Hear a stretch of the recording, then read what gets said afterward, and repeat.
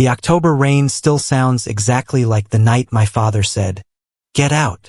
3 hours later, a stranger found me by the roadside, the only person who believed me. I thought being kicked out was rock bottom until I discovered the evidence wasn't just planted in my room but woven straight into HOA violation notices and forged lien documents. 13 years later, my father wants to meet. I'm going back to finally end the game my stepsister thinks she won. My name is Delilah Wright, and for the last 13 years I have curated a life defined by precision.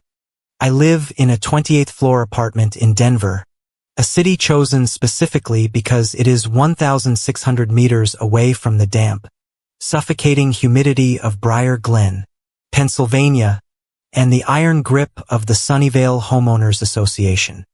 My apartment is a temple of controlled variables. Everything has a place. My books are aligned by spine height. My coffee is ground to a specific coarseness every morning. I work in risk and compliance for a massive corporate entity. A job that pays me to look at chaos and organize it into neat, manageable columns of data. I am good at it because I learned the hard way that if you do not control the narrative, some Karen in a pastel blazer will rewrite your history for you and slap a $500 fine on it. But tonight, the precision is failing. It is raining in Denver. It is not the polite misty drizzle that the locals are used to. This is a violent thrashing downpour that hits the glass of my living room window with the force of handfuls of gravel. The sound is rhythmically aggressive, a relentless drumming that bypasses my noise-canceling headphones and drills straight into the base of my skull. It is the exact same sound. It brings the smell of wet asphalt and rotting leaves back into my nose, overriding the scent of my expensive soy candle. I am 28 years old, a grown woman with a 401k and a reputation for being made of ice. But the sound of this rain reduces me to a shivering 15-year-old girl standing on a porch, staring at a closed door while the HOA president smiled and said, "This is for the good of the community, dear." On my kitchen counter, sitting on the granite surface I paid for with my own money, is a letter. It arrived 2 days ago, but not here. It was sent to the one address I have never changed, the one coordinates on the map that served as my only lighthouse when the world went dark. My grandmother June's house. June Callahan is the only reason I survived my teenage years. And she is the only link I kept to the town, and the Sunnyvale HOA that tried to swallow me whole.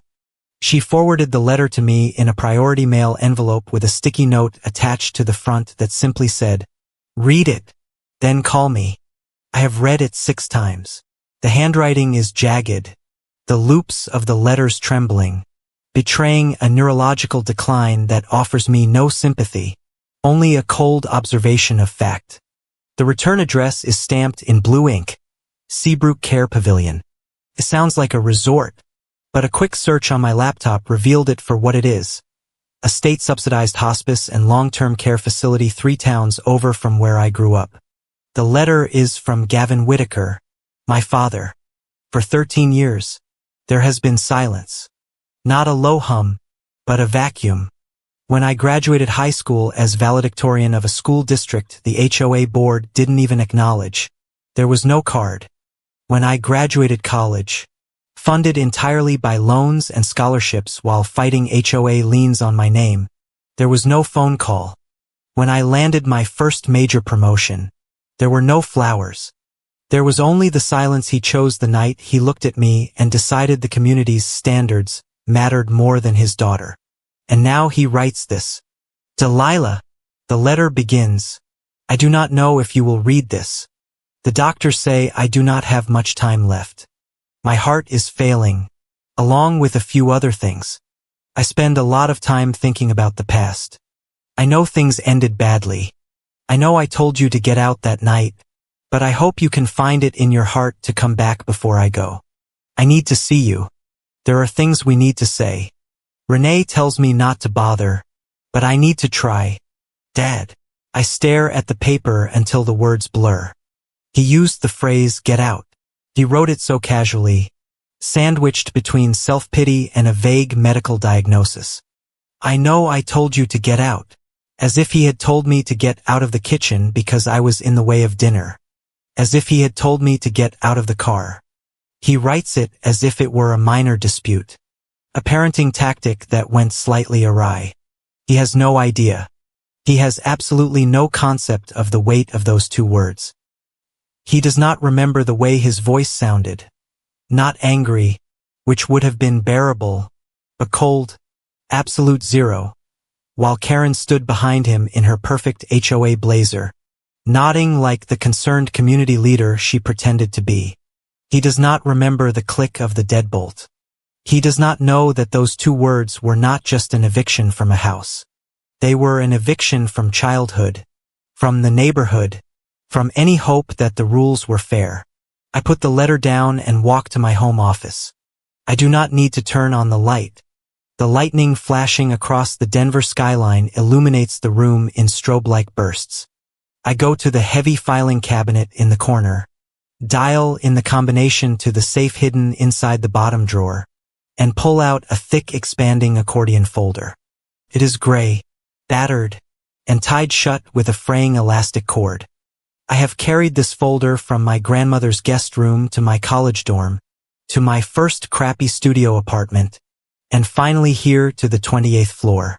I call it the storm file. Grandma June made me start it when I was 16, just a few months after the night that changed everything. At the time, I just wanted to forget. I wanted to burn Sunnyvale from my memory. But June, with her steel spine pragmatism, grabbed my hand and said, "We do not burn evidence, Delilah. We archive it. Someday the bill will come due, and you will need the receipts." I sit on the floor and untie the cord. The contents spill out, organized chronologically. There is the intake form from the county hospital dated October 26th, 13 years ago. Patient admitted 3:15 a.m. Hypothermia. Shock.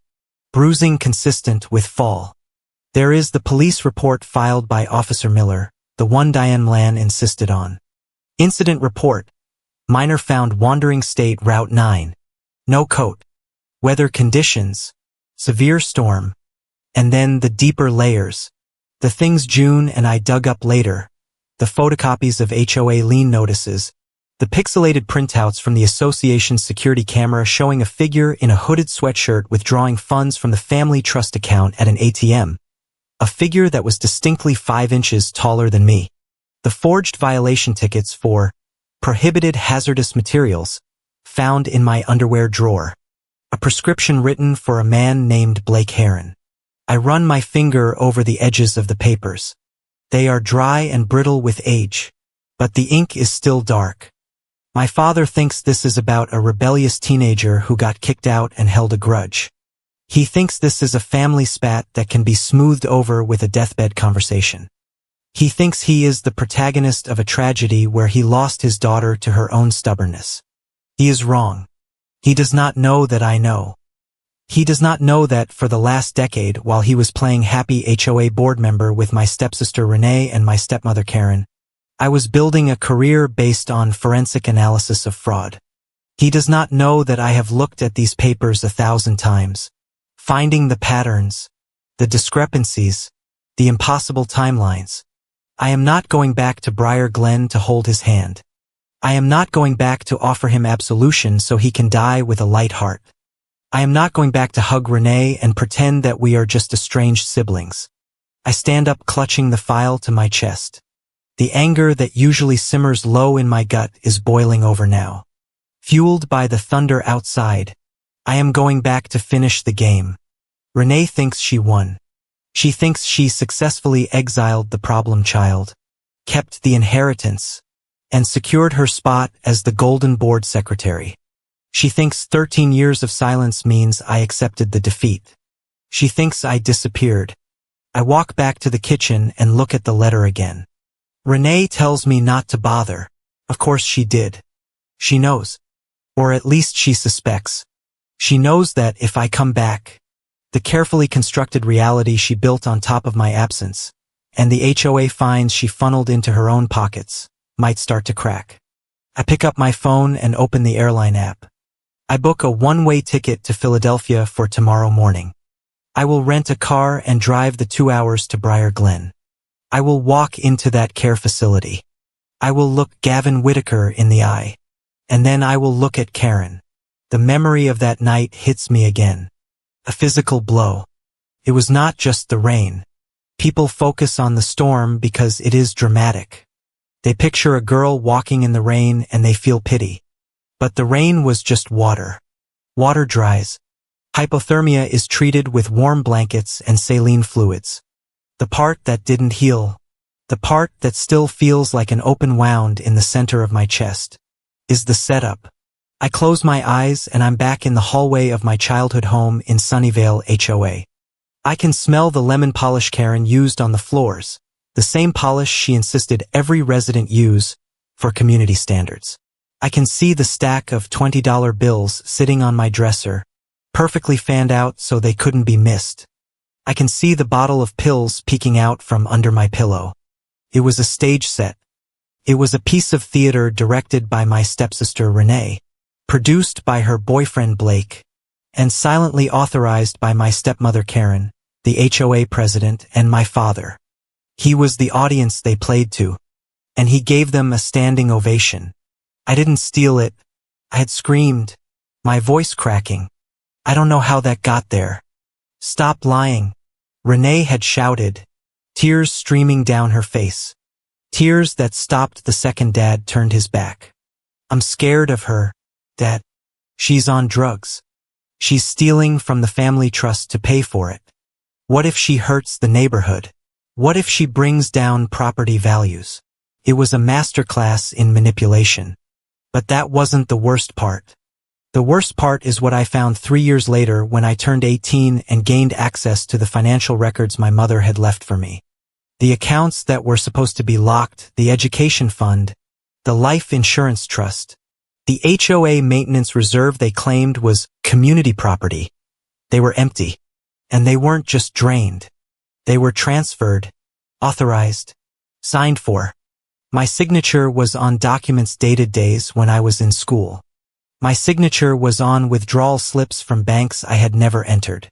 That night in the storm wasn't just about kicking a bad kid out. It was a liquidation event. They needed me gone so they could explain away the missing money. They needed me to be an addict, a thief, a runaway, so that when the HOA lien notices showed zero equity, they could shrug and say, Delilah took it all before she left. Classic problem resident. They stole my past, my reputation, and my future, and then they threw me into a hurricane to cover their tracks. All while Karen smiled at the emergency board meeting and said, rules are rules. Folks, we have to protect the community. I look at the clock on the microwave. It is 11 at night in Denver. That makes it 1 o'clock in the morning in Pennsylvania. Grandma June will be asleep, but she told me to call. I dial the number. The landline rings 4 times. Hello. Her voice is raspier than I remember, thick with sleep, but alert. It's me, I say. My voice is steady. The shivering has stopped. You got the letter, she says. It is not a question. I got it. And I'm coming home, Grandma. I'll be there tomorrow night. There is a pause on the line. I can hear the hum of the old refrigerator in her kitchen. A sound that is more comforting to me than any lullaby. Good, June says. It's time. He thinks he wants to see me, I say, glancing at the handwritten note. He has no idea who is coming through that door. Gavin is a fool, June says sharply. He always was. He let that woman and your stepsister lead him around by the nose with their little HOA power trips. But Delilah, if you are going to see him and if you are going to see Karen, you cannot just walk in there with your anger. Anger is good fuel, but it is a bad map. I have the storm file, I say. That is the history, June says. You need the ammunition. What do you mean? I kept something else, she says. Her voice drops lower as if she is afraid even the walls of her empty house might be listening. I didn't put it in the file because I didn't want you to have it until you were ready to use it. Until you were old enough to understand exactly what you were looking at. My grip tightens on the phone. What is it? When you get here, go to the cedar chest at the foot of my bed. June says. Lift the false bottom. There is a blue envelope taped to the underside. What is in the blue envelope? Grandma. Your mother left it with me 3 weeks before she died, June says. And a chill that has nothing to do with the rain sweeps down my spine. She said, June, if they ever try to push Delilah out, if they ever try to take what belongs to her using those HOA rules, you open this. But I couldn't open it then. I was too grief-stricken. And then everything happened so fast with the court orders. But I opened it yesterday. And it proves that the night they kicked you out wasn't just a plan Renee cooked up to steal some cash. It proves that the fraud started long before that night. And it proves that your father isn't just a victim of their lies. Delilah, my heart stops. What? Just come home, June commands. And bring the blue envelope with you when you face them. It is the key to the lock they put on your life. She hangs up. I stand in my kitchen, the dial tone buzzing in my ear. The lightning flashes again, illuminating the storm file on the floor. I thought I had all the pieces. I thought I knew exactly how they destroyed me. But as I look at the rain hammering against the glass, I realize I was wrong. I thought I was going back to punish them for a crime they committed 13 years ago. Now I realize I'm walking into a crime scene that is still active. I pack my bag. I pack the storm file and I pack a black dress. Not for a funeral, but because if I am going to burn their HOA empire down, I want to be dressed for the occasion. To understand why I'm driving a rental car back to a town that spit me out, you have to understand the architecture of the house I grew up in. I do not mean the physical beams and drywall of the split level on Elm Street inside Sunnyvale HOA. I mean the emotional load-bearing walls. When I was 10 years old, my mother died of an aneurysm that struck with the sudden violent indifference of a lightning bolt. When her casket went into the ground, the foundation of our home cracked. My father Gavin did not leave us in the physical sense. He came home every night at 5:30. He ate dinner. He watched the news. But the man who sat in the recliner was a hollow shell. He had checked out of the business of parenting, retreating into a grief that looked less like sadness and more like a permanent gray fog. He stopped making decisions. He stopped noticing details. He simply existed. And in that vacuum of authority, my stepsister Renee stepped in. Renee was 14 when our mother died. In the narrative of Sunnyvale HOA, she was a saint.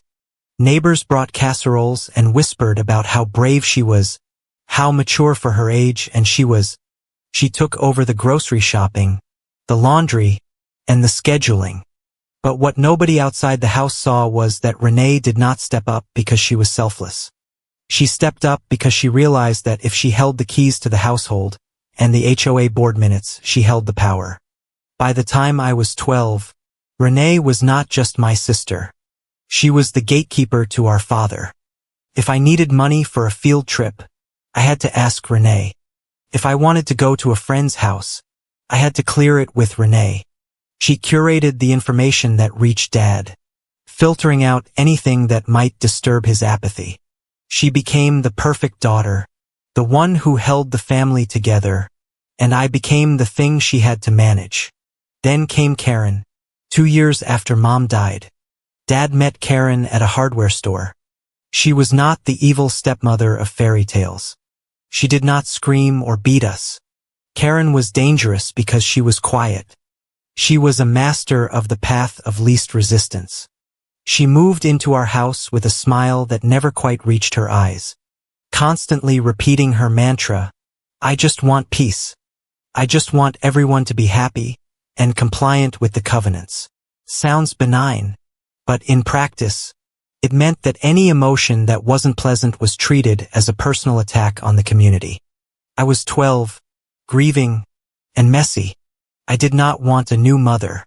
I was polite, But I refused to call her mom, and I refused to perform the role of the grateful daughter in the happy blended family tableau she wanted to present at the annual HOA picnic. Karen took my silence as an insult.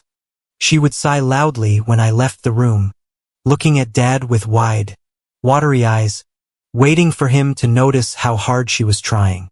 That was when the label started. It began with Renee.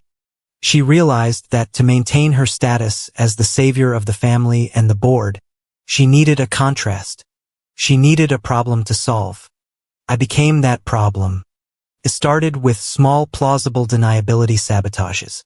When I was 13, I missed the bus for a choir competition because Renee told me the wrong time. When I confronted her, she looked at me with genuine confusion and said, "I must have misheard her." Dad, listening from his chair, sighed and told me to stop blaming my sister for my own mistakes. A month later, I was left waiting on the curb at soccer practice for 2 hours in the sleet. When I finally walked home, shivering and furious, I found the family eating dinner. Renee gasped and said she thought I had gotten a ride with a friend. She had assumed I was taken care of. Karen touched Dad's arm and said, "Okay, Gavin, look at her. She is so dramatic. The neighbors are starting to notice. They built a file on me, brick by brick. Delilah is forgetful. Delilah is irresponsible. Delilah has an attitude problem. Delilah is difficult for Karen to handle." By the time I was 14, the narrative was set in concrete. I was the erratic, jealous younger sister who was acting out because she couldn't handle the new marriage and the new HOA presidency. I tried to fight back once. Just once. It was a Tuesday night and I cornered Dad in the garage while he was tinkering with the lawnmower. I told him that Renee was lying. I told him that Karen was not trying to be my friend, that she was cold and dismissive the moment he left the room. I tried to explain the gaslighting, though I didn't know that word back then. I just knew that reality was being twisted. Dad wiped his hands on a rag and looked at me with eyes that were exhausted and empty. He didn't see a daughter crying for help. He saw a source of noise disrupting his quiet evening. "Delilah," he said, his voice flat, "you are just jealous of your sister. Renee does everything for this family and Karen is trying her best to keep the covenants. Why can't you just get along? Why do you have to make everything so hard?" He turned back to the lawnmower. That was the moment I realized I was essentially an orphan. My mother was dead and my father had decided that the truth was too much work. But underneath the family dynamics, there was a second current running through the house. One that I was too young to understand but old enough to sense. Money. My mother had been an accountant. She was smart, meticulous, and paranoid about the future. Before she died, she had set up specific financial structures for us. There were college savings plans, the 529 accounts, and a substantial life insurance policy held in a trust. The terms were rigid. The money was for education and welfare, and the bulk of it was locked until we turned 18. Renee turned 18 4 years before I did. She got access to her portion of the assistance funds, and she burned through it with the speed of a wildfire. This was the era of Renee wanting to be seen. She bought a brand new convertible that was impractical for Pennsylvania winters. She bought designer clothes to wear to her community college classes, which she rarely attended. She wanted to project an image of success and affluence that we did not actually possess. And then she met Blake Heron. Blake was 24, wore cheap cologne that smelled like desperate ambition, and spoke exclusively in buzzwords. He called himself an entrepreneur. He had a dozen business ideas, a mobile car wash app, a drop-shipping vitamin company, a crypto mining scheme before anyone knew what crypto was. None of them made money, but all of them required seed capital. Renee was infatuated. She saw Blake as her ticket out of Briar Glen and into the high life. She started funding his lifestyle. She paid for his lease. She paid for his business trips to Atlantic City. By the time I was 15, Renee was secretly drowning in credit card debt. The golden child was broke. I remember walking past her bedroom door late at night and hearing her crying. Hearing the hushed, frantic whispers into her phone. I can't ask him for more. Blake, there isn't any more in my account. She needed a lifeline. And there I was, 3 years away from 18, with a fully funded trust and a college fund sitting untouched in my name. This is where Karen stopped being a bystander and became an architect. Karen was not rich. She had married Dad, assuming he had a nest egg. But Dad's job at the plant was just steady, not lucrative. The real money in the family was in the trusts Mom had left. Karen had quickly realized that she had no legal claim to that money. It belonged to the children, unless the financial structure of the family changed. I was sitting at the kitchen table doing geometry homework one evening about 6 months before the storm. The house was quiet. Karen placed a stack of documents in front of Dad while he was eating meatloaf. It is just a restructuring. Gavin, Karen said, her voice soothing like she was talking to a skittish animal. With the market the way it is, we are losing value on the girls' accounts.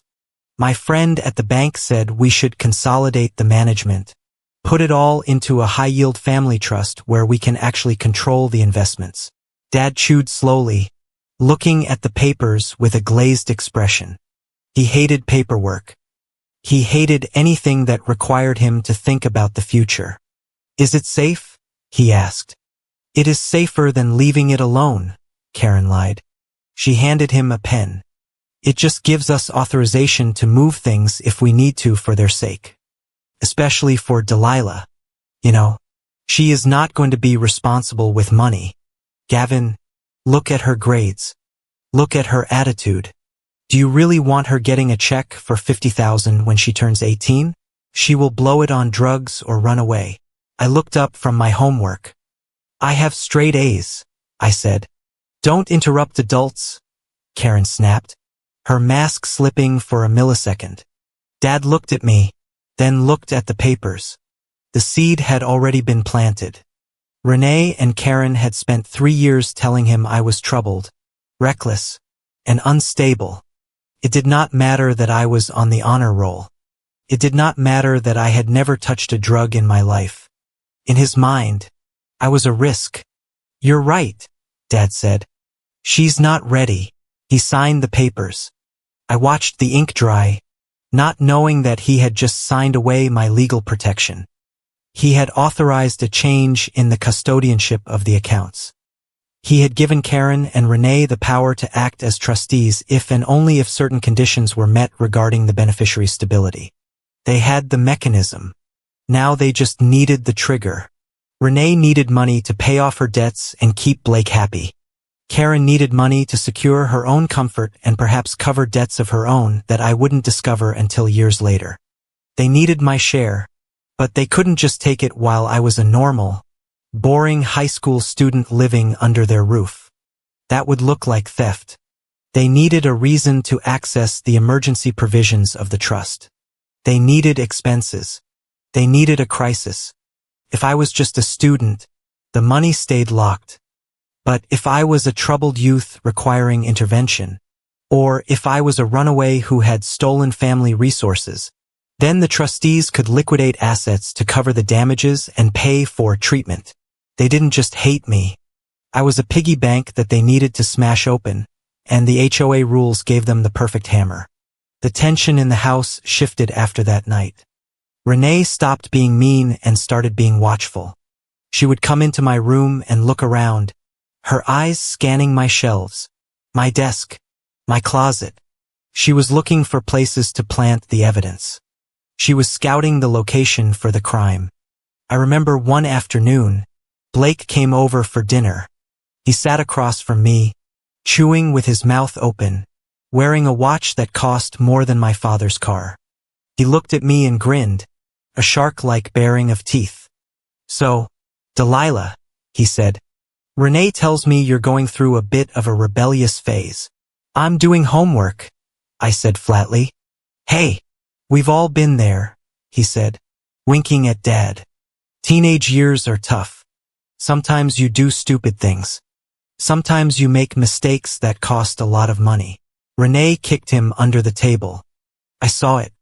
I saw the look she shot him. A mix of fear and warning. I didn't understand the script they were writing. I thought they were just being their usual awful selves. I didn't realize they were rehearsing. Karen cleared the table that night, humming a little tune. She looked at me with a softness that terrified me more than her anger. You know, we just want what is best for you, Delilah, she said as she took my plate. We just want to make sure you get the help you need and stay in compliance with the covenants. I went to my room and locked the door, jamming a chair under the handle as I always did. I lay in bed, staring at the ceiling, feeling the walls closing in. I felt like a prey animal sensing a shift in the wind, smelling the predator before seeing it. I didn't know that downstairs in the living room I wasn't welcome in. They were looking at the calendar. They were checking the weather forecast. They were waiting for a storm. They were waiting for October. The plan was never just to get me kicked out. That would have been messy. And messy leaves room for questions.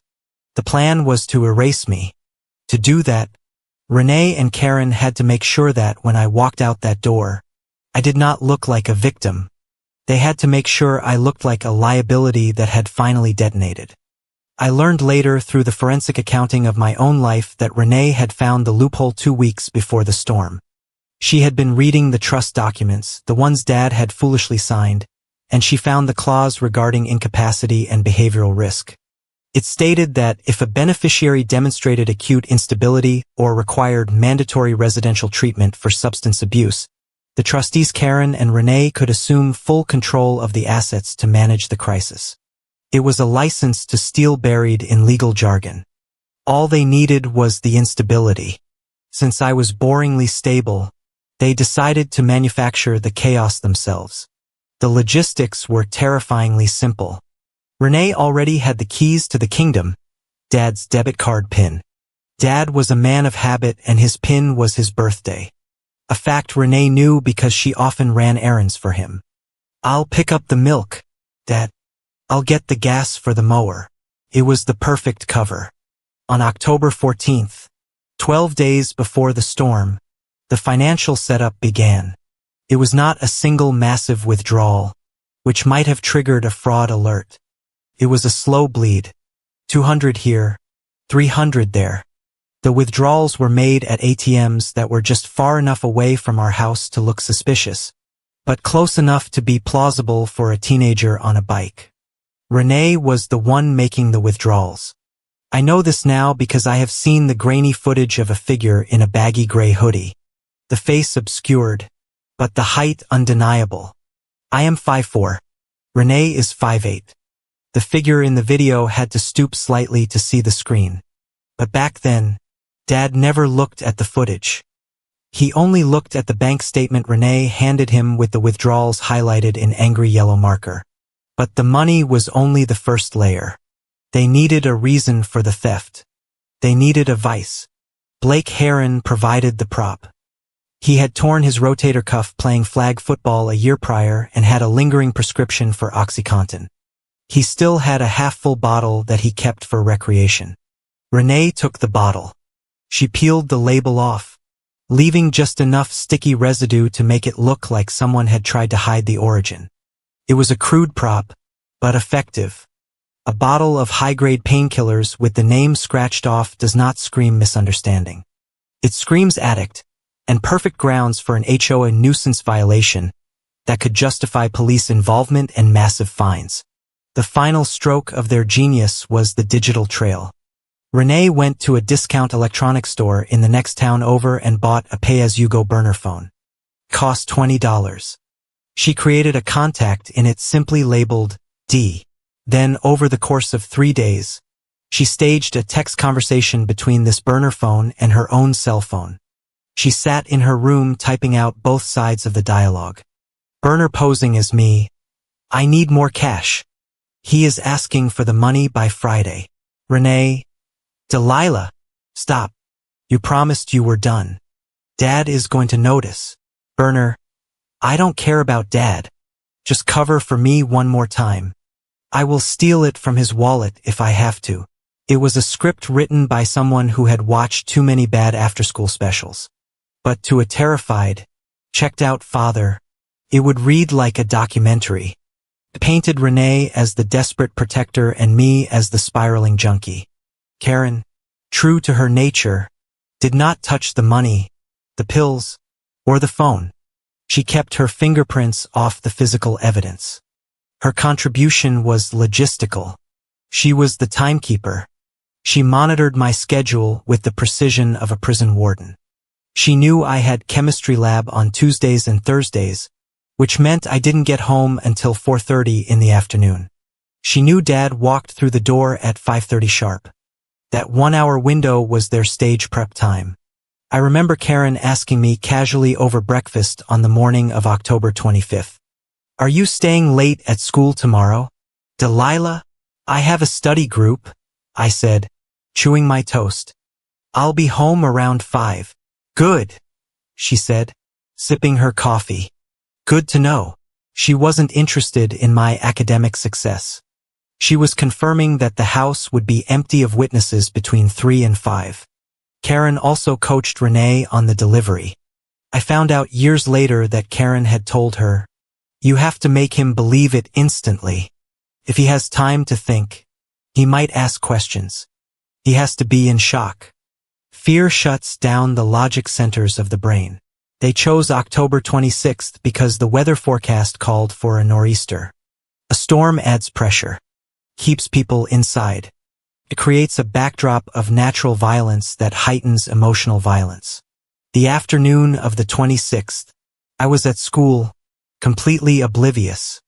In fact, I was having a rare, genuinely happy day.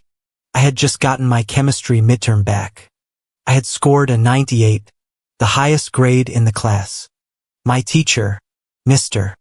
Henderson, had written excellent analysis at the top in red ink. I remember staring at that number 98. Felt like a shield.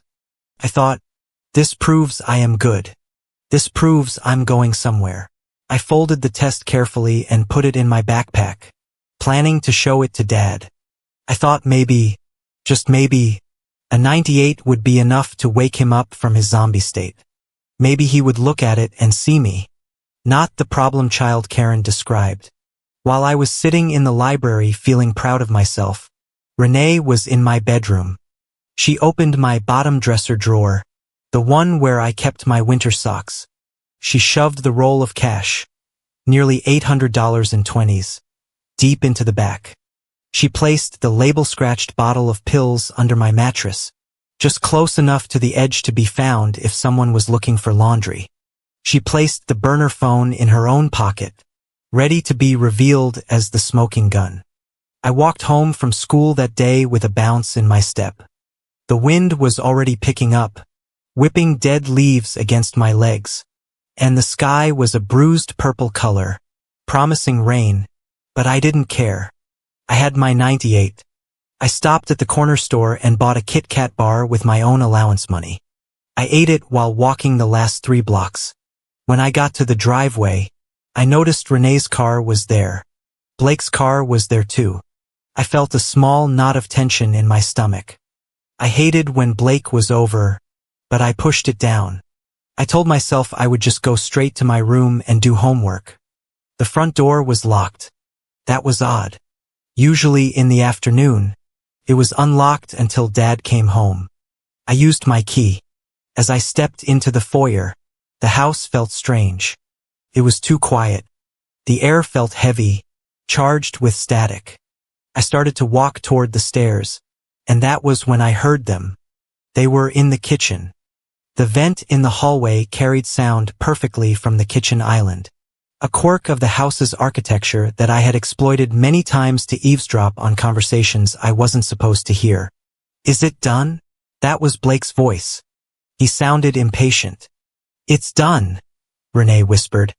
Her voice was tight, high-pitched with adrenaline. You are sure he's going to buy it? Blake asked. He has to, Renee said. Karen said he is at his breaking point anyway. We just have to push him over. I paused, my hand on the banister. I frowned. I thought they were talking about a party. Or maybe Renee was asking Dad for money for a new car and they were strategizing on how to ask him. Tonight is the end, Blake said. And I heard the distinct sound of a refrigerator door opening. Tonight it is done and then the money comes after. Shoo, Renee hissed. She will be home any minute. I froze. They were talking about me, but my 15-year-old brain could not process the magnitude of what I was hearing. I thought, are they planning to prank me? Are they going to try to get me in trouble for not doing the dishes? I could not conceive of a plot that involved legal documents and narcotics. My imagination was limited by my own innocence. I decided to make noise. I stomped my foot on the floorboard and called out, I'm home. The kitchen went dead silent. Renee poked her head out into the hallway. Her face was flushed, her eyes wide and bright. She looked like she had just run a marathon. Oh, she said. You're early. I'm on time, I said, shifting my backpack. Is Dad home yet? Not yet, Renee said. She didn't move from the kitchen doorway. She was blocking my view of Blake. Go upstairs. Delilah. Just go to your room. It wasn't a command. It was almost a nervous tick. She wanted me contained. She wanted me in the trap. I shrugged. Fine. I have homework anyway. I walked up the stairs, clutching my backpack straps. I went into my room. Everything looked exactly as I had left it. My bed was made. My books were stacked. The poster of the periodic table was still taped to the wall. I sat on my bed right on top of the mattress that was hiding the pill bottle. I opened my bag and took out the chemistry test. I smoothed out the creases. I propped it up on my desk, leaning it against my lamp so it would be the first thing Dad saw if he came in. Outside, the first drops of rain began to hit the window. Big, heavy drops. The sky turned black, plunging the room into gloom. I turned on my desk lamp. I heard the garage door rumble open downstairs. Dad was home. My heart gave a little jump. I grabbed the test paper. I wanted to run downstairs and show him immediately before Karen could start complaining about her day. Before Renee could start her drama. I opened my bedroom door and stepped out onto the landing. I heard Renee crying. It was a loud theatrical sob, the kind that carries through floorboards. I didn't want to tell you, Dad. She was wailing. I tried to handle it myself. I tried to protect her. What is this? Dad's voice was booming deeper and louder than usual. Where did you find this? In her underwear drawer, Renee screamed. And look at the messages. Dad, look what she is saying to her dealer. I stood at the top of the stairs, the chemistry test fluttering in my hand. My stomach dropped out of my body. The cold realization washed over me. Dealer. Delilah. Dad roared. The sound of my name in his mouth was not a summons. It was an explosion. I took a step down, my legs trembling. Dad. I got a 98 on my test. I whispered, holding up the paper. It was a pathetic, nonsensical defense, but it was the only truth I had. Get down here, he screamed again, throwing the money onto the floor, the bills scattered like dry leaves. Don't you dare talk to me about school. Not when you brought this into my house. I walked down the stairs. I was walking into the storm, but the rain outside was nothing compared to the hurricane waiting for me in the foyer. I didn't know it yet, but the girl who walked down those stairs was never going to walk back up them. The air in the foyer did not smell like home anymore. It smelled like ozone and judgment, a sharp metallic tang that coated the back of my throat. As I reached the bottom of the stairs, the hardwood floor beneath my socks felt impossibly cold, as if the house itself had already withdrawn its warmth from me. My father stood in the center of the rug, his chest heaving. He did not look like the man who had taught me to ride a bike, or the man who had sat silently through dinner for the last 5 years. He looked like a stranger who had been handed a weapon and told to use it. The wad of cash lay scattered near his feet, $20 bills looking like fallen leaves. In his hand, he gripped the orange pill bottle so tightly that his knuckles were white. "Dad," I tried again, my voice trembling. "I don't know what that is. I swear." "Don't," he said. It wasn't a shout. It was a flat, heavy command that sucked the oxygen out of the room. "Do not lie to me. Not anymore." "I'm not lying. I was at school. Ask Mr. Henderson. I was taking a test." "And while you were taking a test," Renee sobbed from the stairs, her voice thick with a grief that sounded terrifyingly real. "Your friend dropped this off. He said you owed him. He said you promised to pay him today." I looked at Renee. Her face was buried in her hands, her shoulders shaking with the force of her performance. But for a fraction of a second, a microsecond that would burn itself into my retinas for the rest of my life, she peeked through her fingers. Her eyes met mine. There was no tears in them. There was no sadness. There was a cold, glittering spark of triumph. It was the look of a chess player who had just moved her queen into the killing position. "I don't have a dealer," I screamed, panic finally breaking through the confusion. "I don't do drugs, Dad. Please look at me. It's me. It's Delilah." My father stepped forward. He did not raise his hand. He did not strike me in any way. I wish he had. A bruise would have been something I could understand. A bruise would have been something that healed. Instead, he looked at me with a detachment that shattered me completely. He looked at me as if I were a stain on the carpet that he finally had the resolve to scrub out.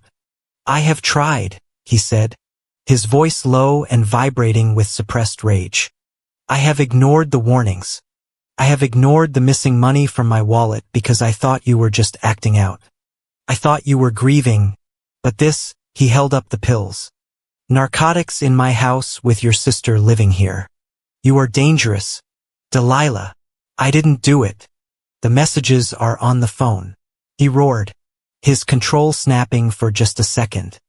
"I saw them. I will steal it from his wallet if I have to." "That is what you wrote. Is that what I am to you? A wallet to be stolen from?" "I didn't write that." Karen shifted against the door frame of the kitchen. She took a sip from her mug, her eyes calm, observing the scene with the clinical detachment of a scientist watching a lab rat drown. "Gavin," she said softly. "She is not going to admit it. Addicts never admit it. They manipulate." She turned her gaze to me and her expression was almost pitying. "If you really need help, Delilah, you will learn from this. You need to hit bottom before you can climb up. We are enabling you by letting you stay here." Istert her incrédulis. "I have nowhere to go." "You should have thought of that before you brought drugs into our home," Karen said, her voice smooth as silk. "Before you threatened the safety of this family and the neighborhood covenants." My father walked to the front door. He unlocked the deadbolt and pulled it open. The sound of the storm rushed in instantly. The wind howled, a guttural animalistic noise, and the rain slashed against the foyer floor, soaking the wood in seconds. It was pitch black outside, a void of water and noise. "Get out," my father said. I froze. "What? Get out," he repeated. He pointed into the darkness. "I am done.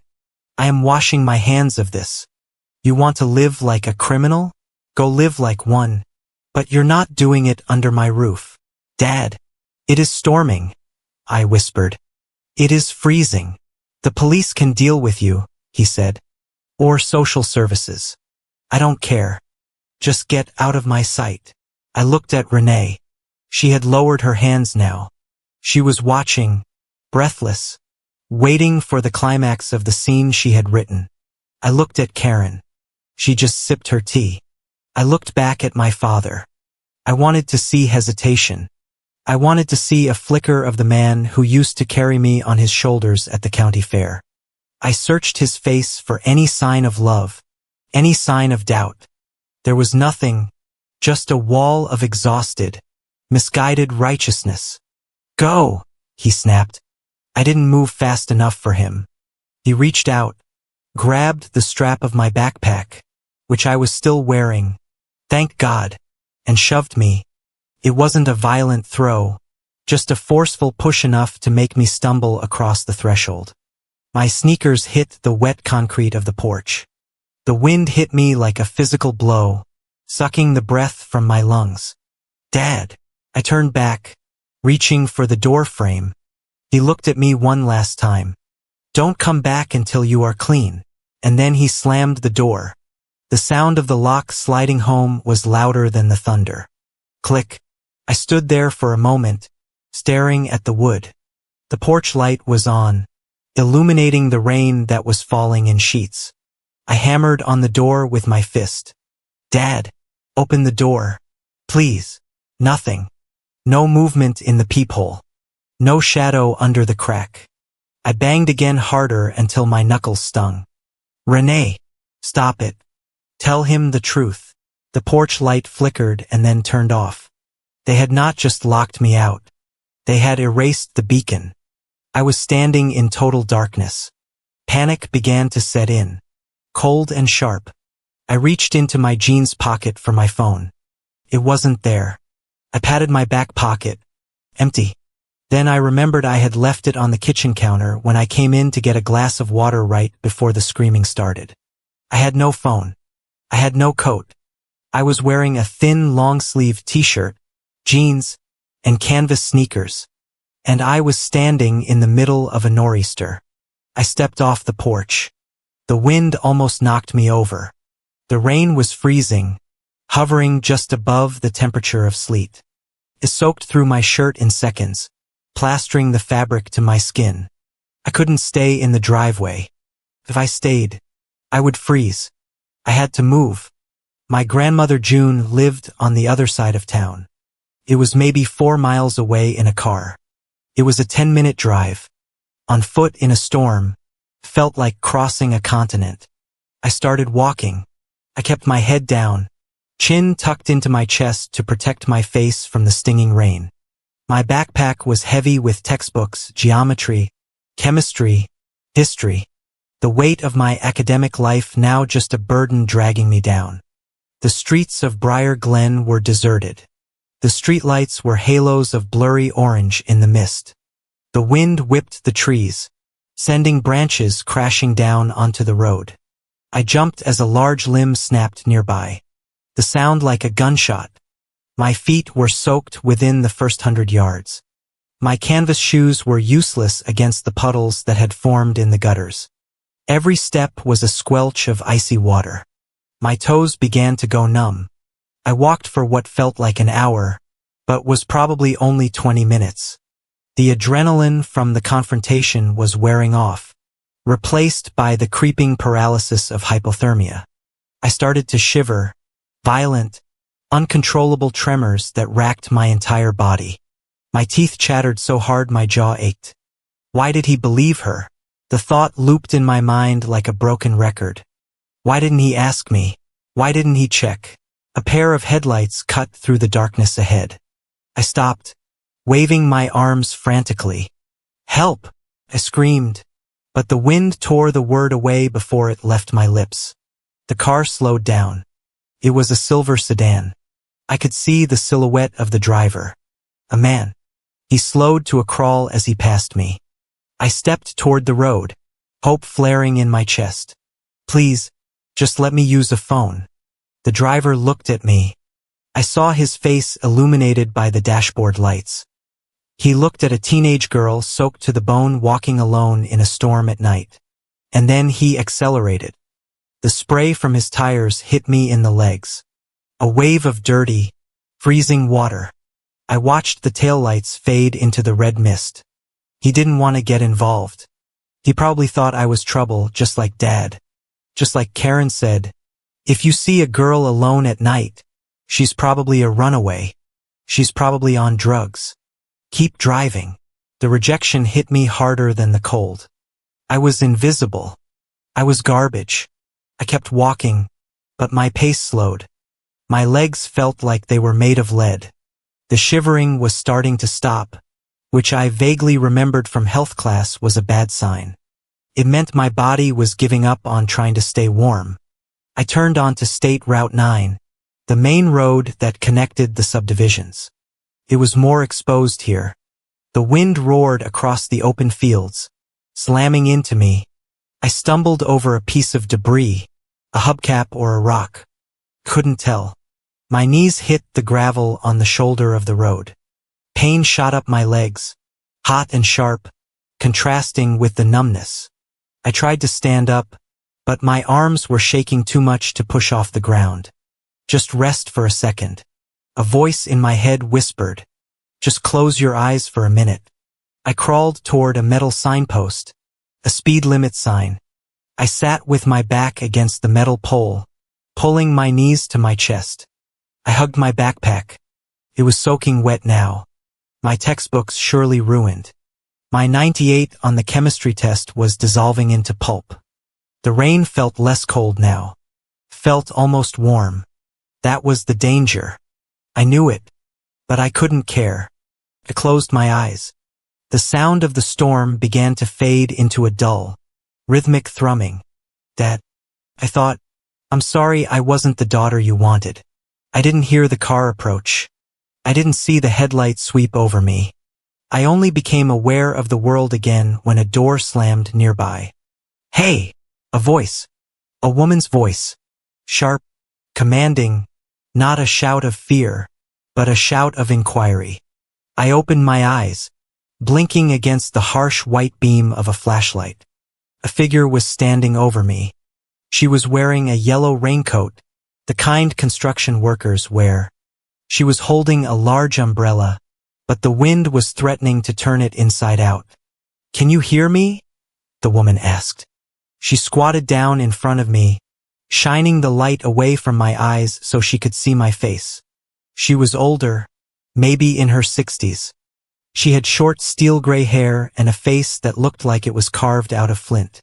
Her eyes were sharp, intelligent, and scanning me with terrifying speed. She looked at my dilated pupils. She looked at my blue lips. She looked at the lack of a coat. I tried to speak, but my voice was just a croak. I'm cold. Yeah, I bet you are, she said. She didn't coo at me. She didn't ask if I was okay. She reached out and touched my wrist, checking my pulse. Her fingers were warm and dry. Can you stand? She asked. I shook my head. All right, she said. I am going to help you. My name is Diane. I am going to put you in my car. It is warm. She hooked her arms under my armpits and hoisted me up with surprising strength. She practically dragged me to the passenger side of a sensible beige SUV parked on the shoulder with its hazards flashing. She shoved me into the seat and blasted the heater. The sudden warmth hurt my skin like fire. Diane got into the driver's seat. She didn't drive away immediately. She pulled out a notebook and a pen from the center console. She wrote something down. Then she pulled out her phone. She dialed 3 numbers. This is Diane Mlan, she said into the phone. Her voice was calm, professional, cutting through the static. I am on State Route 9 near mile marker 4.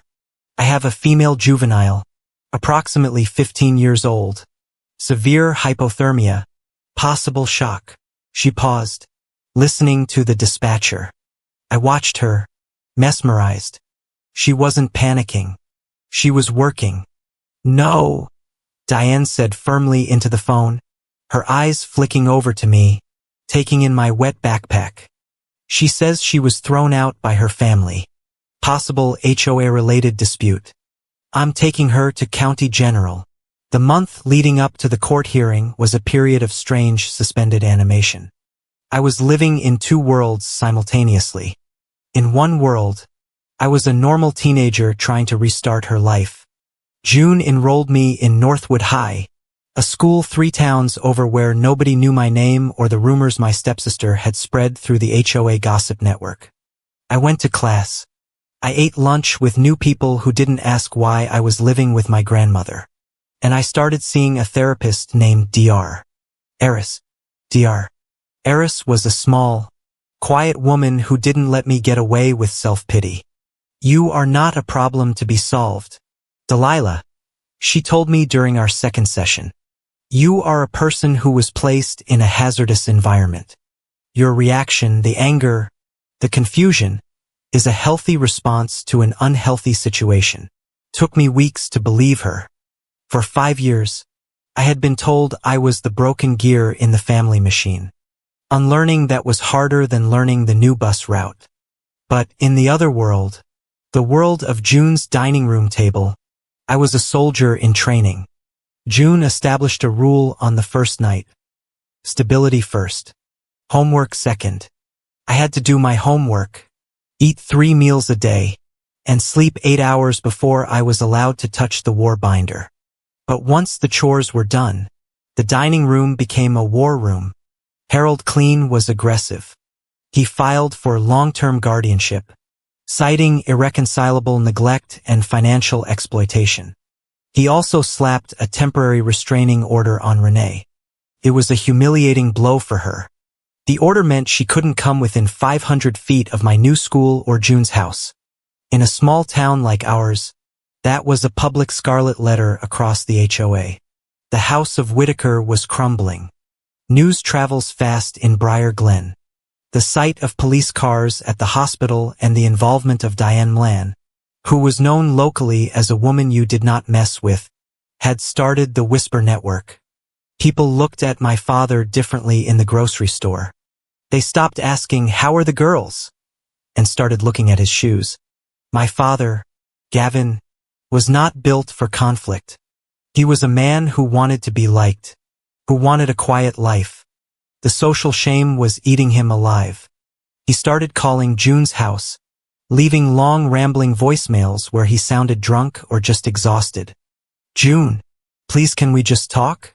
I didn't mean for it to go this far. I just wanted to scare her straight. I didn't know about the money. Karen says we can work this out." Karen, always Karen. Diane, who was still coming over every evening to review the files, listened to one of the voicemails and shook her head. "She is managing him," Diane said. "She is keeping him isolated so he doesn't hear the truth. She is telling him that you are the one dragging this out, that you are the vindictive one." Renee, however, was not managing anything well. Stripped of her good sister persona, she was spiraling. According to friends of friends on social media, she was telling anyone who would listen that I was a master manipulator, that I had tricked the police, that I had framed Blake. But her narrative hit a wall when the real world intervened.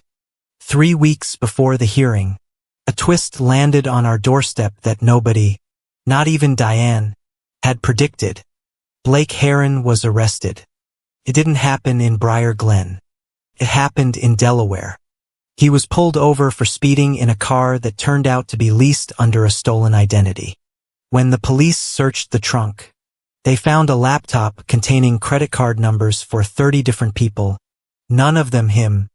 Blake was not a mastermind. He was a petty grifter who had gotten lucky with a naive girlfriend.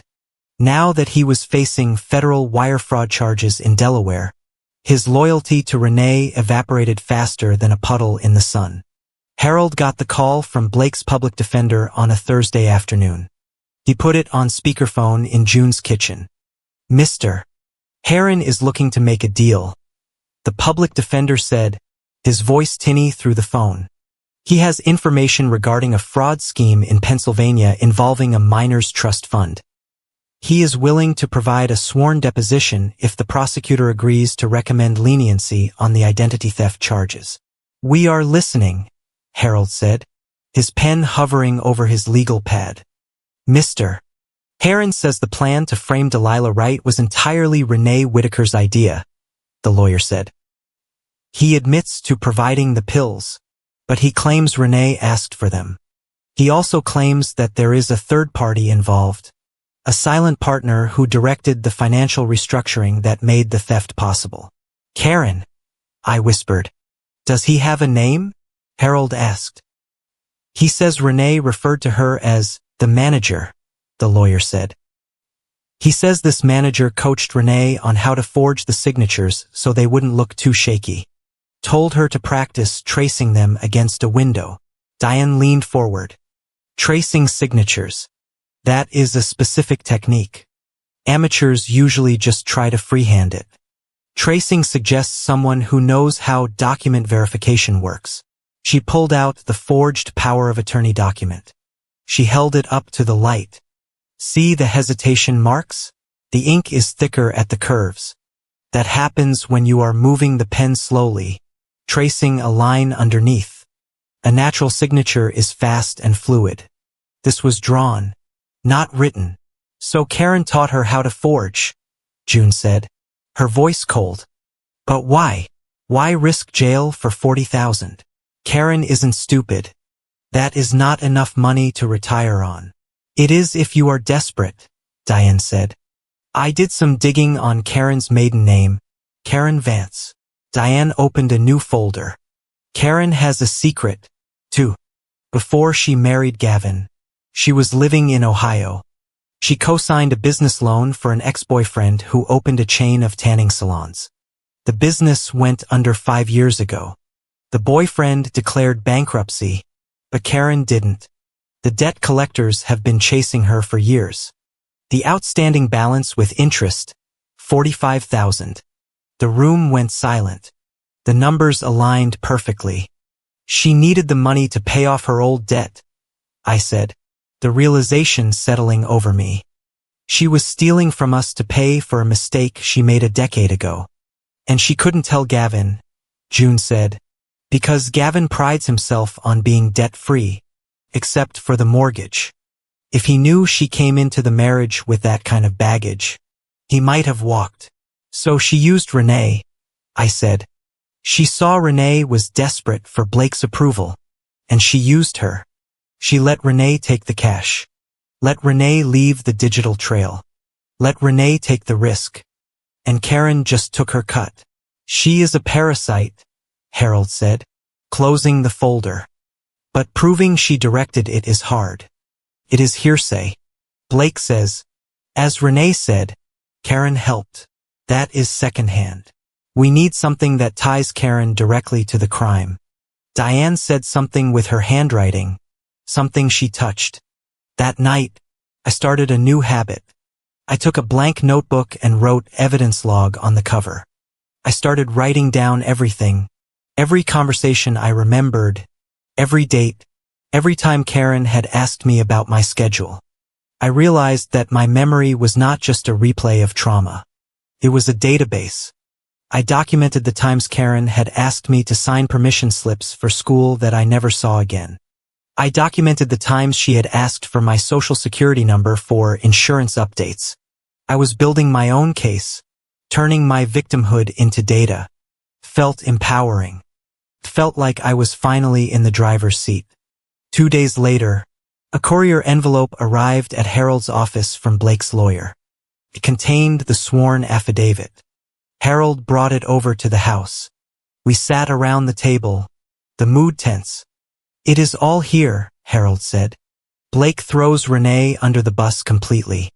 He details the ATM withdrawals, the burner phone purchase. He even admits that he drove Renee to the store to buy the phone. But what about Karen? June asked. He mentions her, Harold said. But he says he never spoke to her directly about the plan. It was always Renee relaying messages. Karen says, we need to do it this week. Karen says, use this notary. It helps. But a defense lawyer could argue Renee was lying to Blake to make herself look more important. Harold flipped to the last page of the affidavit. He paused, his eyebrows knit together. What is it? I asked. There is a postscript, Harold said. Blake added a handwritten note at the bottom. It says, tell the kid to check the safe, not the little one in the bedroom, the fireproof box in the garage. Renee told me there is an envelope taped to the back of the bottom drawer. She said it was their insurance policy. In policy? June asked. He says it is the paper the dad signed, but not the one he thought he signed. We all looked at each other. The restructuring documents, Diane said, her eyes widening. Karen made Gavin sign papers to consolidate the accounts. But what if she slipped something else in the stack? What if she made him sign something he didn't read? If it is taped to the back of a drawer in the garage, I said, it means they are hiding it from Dad. Dad goes in the garage every day, but he never looks behind the drawers. We need that paper, Harold said. If that document exists and if it shows Karen tricked Gavin into signing something illegal, that breaks her innocent bystander defense wide open. But how do we get it? I asked. I can't go back there. Renee has a restraining order, but it works both ways. I can't enter the property. We don't need you to enter, Harold said, a smile slowly spreading across his face. We are in the discovery phase of a lawsuit. I can request a court-ordered inspection of the property to secure financial records. Will the judge grant it? June asked. With this affidavit and with a police report for child endangerment, the judge will give me the keys to the front door. But we have to move fast, Diane warned. If Renee or Karen finds out Blake is talking, that paper will disappear into a shredder. I will file the emergency motion tomorrow morning, Harold said. We will have a sheriff's deputy escort us to the house by tomorrow afternoon. I looked at the war binder. It was getting thicker. The story was changing. It wasn't just about a sister who was jealous. It was about a stepmother who was drowning in debt and a father who was too checked out to notice his family was being cannibalized from the inside using HOA rules as the weapon. They thought I was stupid, I said quietly. They thought I was just a kid who would run away and disappear. They forgot one thing, June said, reaching out to cover my hand with hers. They forgot that you are my granddaughter and we don't run. We fight. I went to bed that night, but I couldn't sleep. I kept thinking about the garage, the smell of gasoline and sawdust, the old metal filing cabinet where Dad kept his tax returns. It was such a mundane place to hide a bomb. I realized then that the get out my father had screamed at me wasn't just an order to leave the house. It was the only thing that saved me. If I had stayed, if I had been compliant, if I had let them send me to treatment, I would never have met Diane. I would never have found the truth. Getting kicked out was the beginning of my freedom. And tomorrow, we were going back to collect the rent. The atmosphere in June's dining room had shifted from frantic investigation to a heavy, solemn silence. The rain outside had finally stopped, leaving behind a cold, gray dampness that seeped into the bones of the house. We had the bank statements. We had Blake's affidavit. We had the evidence of Renee's theft. But June was still holding something back. I could see it in the way she moved around the kitchen, her hands trembling slightly as she dried the same tea saucer 3 times. Finally, she turned to me. She walked over to the antique cedar chest at the foot of the stairs, the one I had been told never to touch as a child, and opened it. She pulled out a blue envelope. It was not a standard business envelope. It was thick, textured stationery, the kind my mother used to use for thank you notes. The blue was faded, the edges soft with age. On the front in handwriting that made my heart stop was my name, Delilah. Your mother gave this to me 3 weeks before the aneurysm took her, June said, placing the envelope on the table amidst the sea of legal paperwork. She made me swear an oath. She said, June, you keep this sealed. You only open it if Delilah is pushed out of that house before she turns 18. I stared at the envelope. She knew. How could she know? Your mother was an accountant. Delilah, June said softly. She didn't predict the future with a crystal ball. She predicted it with risk analysis. She knew Gavin was weak. And she saw how Karen looked at the family finances even back then. She saw the hunger. I reached out and opened the flap. The glue had dried up years ago, so it popped open with a soft sigh. Inside was a single sheet of paper covered in my mother's precise angular script. It was not a sentimental love letter. It was a tactical briefing. My dearest Delilah, It began, "If you are reading this, then my worst fears have come to pass, and you are no longer under your father's roof. I am sorry I cannot be there to protect you, but I can give you the map." I read on, my vision blurring. "Do not trust the narrative that you are the problem. I have structured the insurance trust and the education fund specifically to prevent your father from accessing the principal. However, there is a loophole regarding incapacitated beneficiaries. If someone tries to label you as mentally unstable, chemically dependent, or legally troubled, they are doing it to trigger Article 4, Section C of the trust agreement. This clause allows the trustee to liquidate assets for your rehabilitation." I looked up at Diane. She called it. She predicted the exact play. Diane nodded, her face grim. "Keep reading. If this happens," the letter continued, "check the power of attorney. I never signed a durable power of attorney for you children because I wanted the courts to oversee it. If a document exists giving anyone unilateral control over your legal rights before you are an adult, it is a fabrication. Check the witness. Check the notary. Fraud hates a vacuum. It always leaves a trace." The letter ended with a list.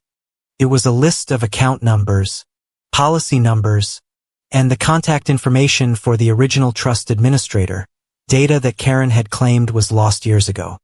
"The power of attorney," Harold Clean said, pulling the forged document from the evidence pile. "Your mother just gave us the instruction manual on how to dismantle it. We had looked at the forgery before, noting the shaky signature that looked like mine, but we hadn't looked closely at the other signatures. The notary stamp belonged to Carl Vance, Karen's cousin, but there was another signature on the line labeled Witness. The name was scrolled illegibly Miller. We need to find T. Miller," Diane said. "If we find the witness, we find the lie." Diane spent the next 6 hours on her laptop. She didn't use police databases. She used social engineering and public records. She searched for Carl Vance's known associates. She searched for mobile notary services operating in our county on the date the document was signed. At 7 in the evening, she spun her laptop around. "Got him," she said. "Toby Miller. He isn't a random witness. He is a driver for a service called QuickSign Mobile Notary. They send notaries to people's houses for urgent documents." "So Renee called a mobile notary?" I asked. "No," Diane said. "Renee was in school that day. I pulled the phone records for the house landline.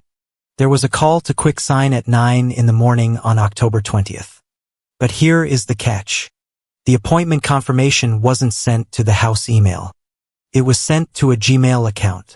Diane clicked a key, opening a printout of a subpoenaed email log from the notary company, which she had bullied out of their manager just an hour ago by threatening to expose their hiring of unlicensed drivers. Client, Karen Whitaker.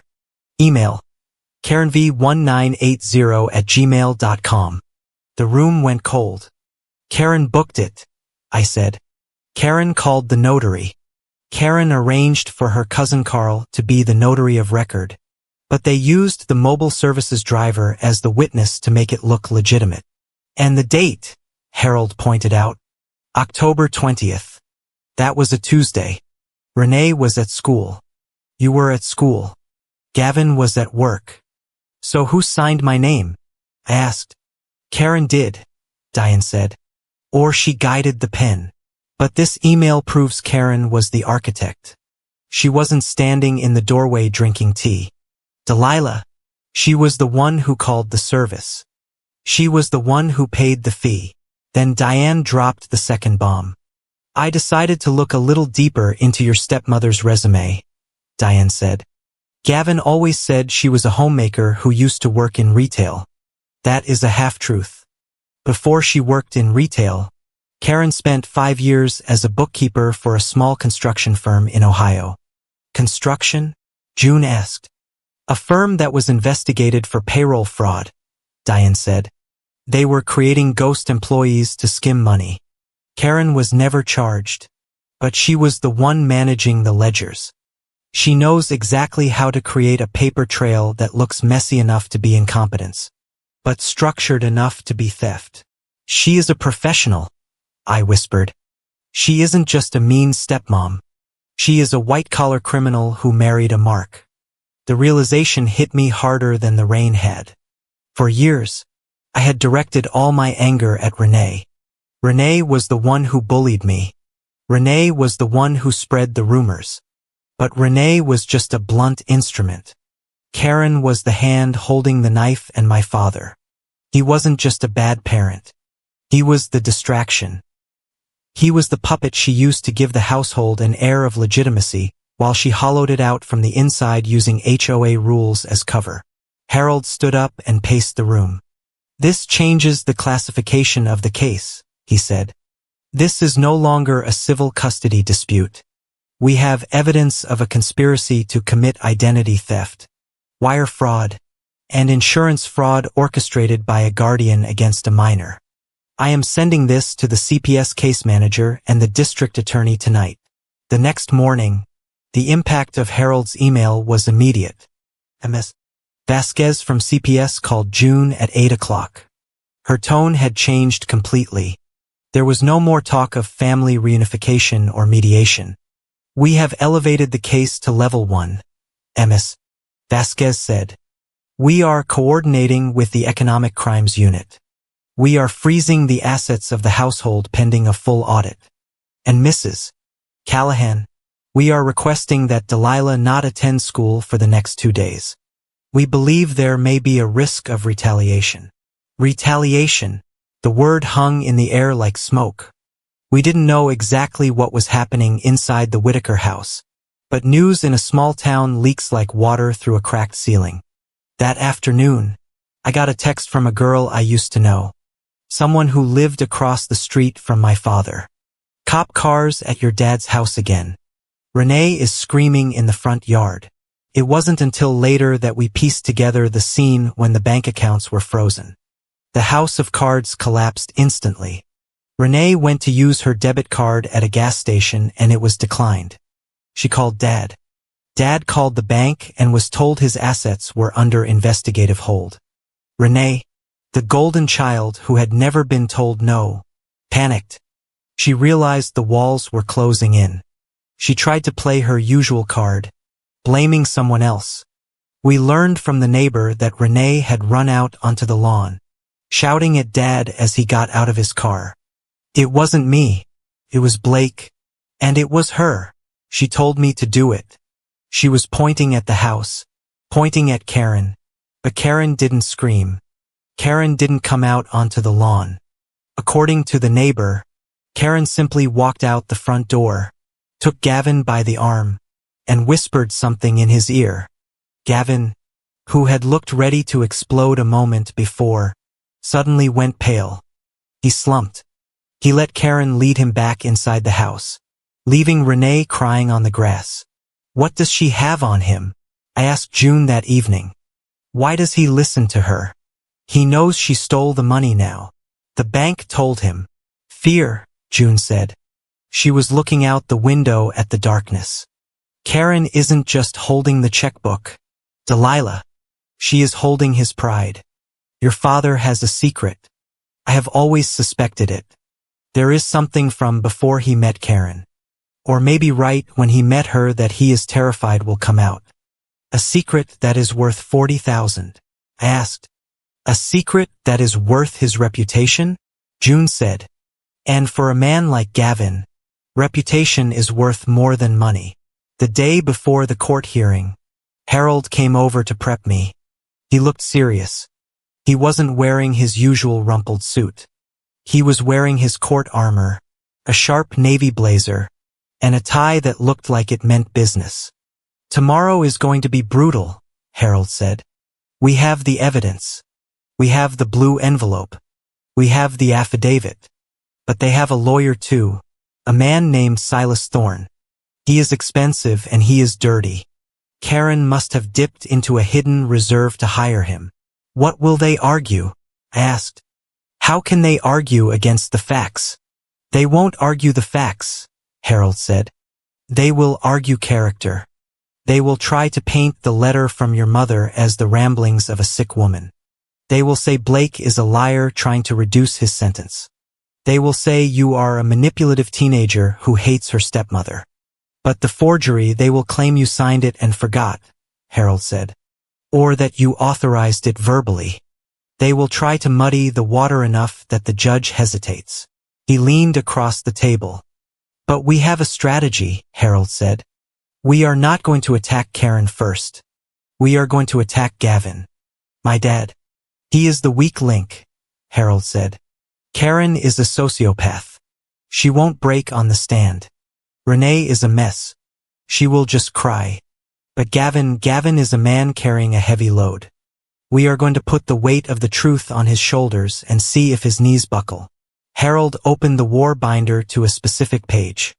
It was a timeline of the night I was kicked out. I am going to ask him one question, Harold said. One question about the timeline, and when he answers it, he is going to have to choose between perjury and his wife. He will choose Karen, I said bitterly. He always chooses her. Maybe, Harold said. But there is one thing you need to be prepared for. Delilah. What? When your father takes that stand, Harold said, his voice lowering. He is going to say something. I have seen the preliminary witness list and the summary of expected testimony. He is going to say a sentence that you are not expecting. It is going to hurt. It is going to sound like the final nail in the coffin of your relationship. What is it? I asked, bracing myself. He is going to deny the storm, Harold said. What? But he was there. He pushed me out. He is going to say he told you to leave temporarily, Harold said. He is going to say he told you to go to Grandma's house. He is going to try to rewrite history to make himself look like a stern parent, not an abusive one. He is going to look you in the eye and say, I never told her to get out forever. I felt the anger flare up hot and bright. He is a liar. Yes, Harold said. But that lie is the trap, because once he says that, once he commits to the lie that it was a safety measure, we are going to introduce the blue envelope. And the blue envelope proves that the safety measure was actually a premeditated looting of your inheritance. Harold closed the binder. Get some sleep, Delilah.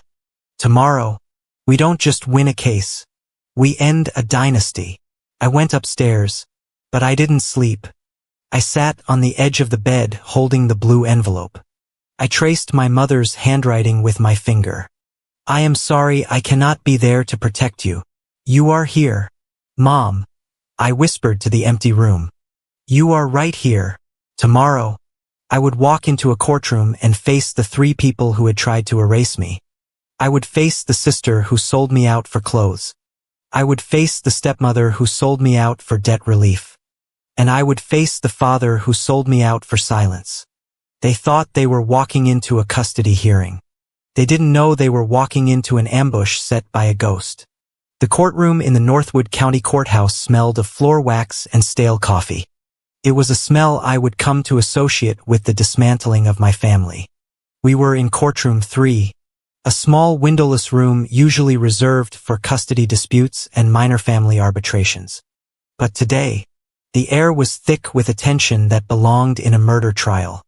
I sat next to Harold Clean. On my other side was my grandmother, June, sitting so still she looked like a statue carved from granite.